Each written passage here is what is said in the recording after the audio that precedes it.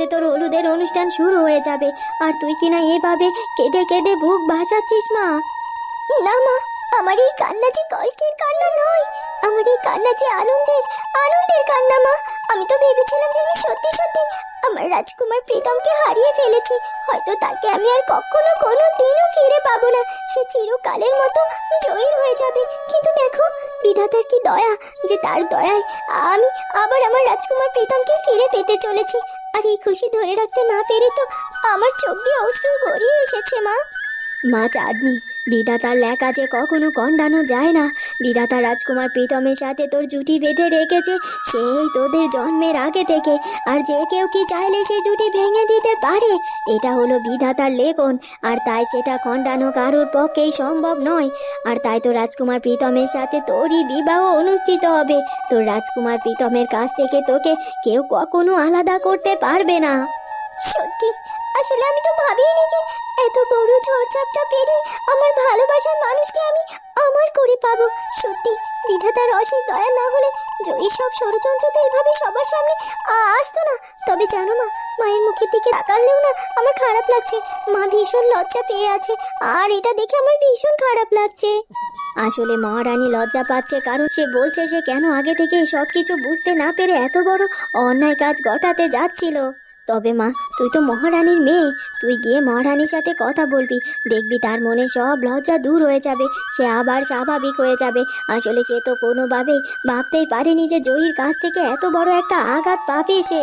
সে যেমন সরল, সে তো সবাইকে ঠিক তেমন সরলই ভাবে, তাই না? হ্যাঁ মা, তুমি ঠিকই বলেছ। আমি মায়ের সাথে কথা বলে মায়ের মনটা আবার স্বাভাবিক করে ফেলবো, তুমি দেখে নিও।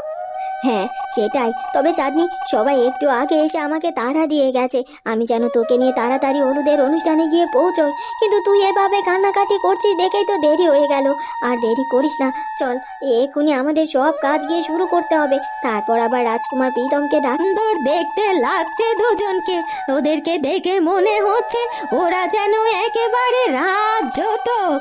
হ্যাঁ রানীমা, মনে হচ্ছে কি ওরা তো আসলেই রাজজটক। বিধাতা ওদের দুজনের মিলন লিখে রেখেছে দেখেই তো ওরা এত ঝড়ঝাপটা পেরিয়ে দুজনে আজ এক হতে চলেছে। আজ আমার সত্যি ভীষণ খুশি লাগছে। হ্যাঁ ঠিকই বলেছো তুমি দিদি, আসলে সত্যি বলতে আমিও আজ ভীষণ খুশি, কিন্তু লজ্জাও হচ্ছে বটে। আমি কিনা সব সত্যিটা না জেনে ওদের দুজনের ভালোবাসাকে গলা টিপে মেরে ফেলতে যাচ্ছিলাম, আর জয়ী ষড়যন্ত্রের ফাঁদে আমি পা দিয়েছিলাম। আমি কি করে এটা করলাম? আমি কেন সবকিছু আগে থেকে বুঝতে পারলাম না?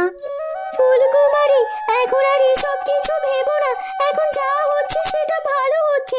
আমরা তো অবশেষে আমাদের চাঁদনি আর রাজকুমার প্রীতমকে এক করতে পারছি, এটাই তো অনেক। আর তাছাড়া একটা জিনিস সব সময় মনে রাখবে, অন্যায় কখনো জিততে পারে না, অন্যায়ের পরাজয় হবে, আর সেটাই হয়েছে। হ্যাঁ দিদি, তুমি ঠিকই বলেছো।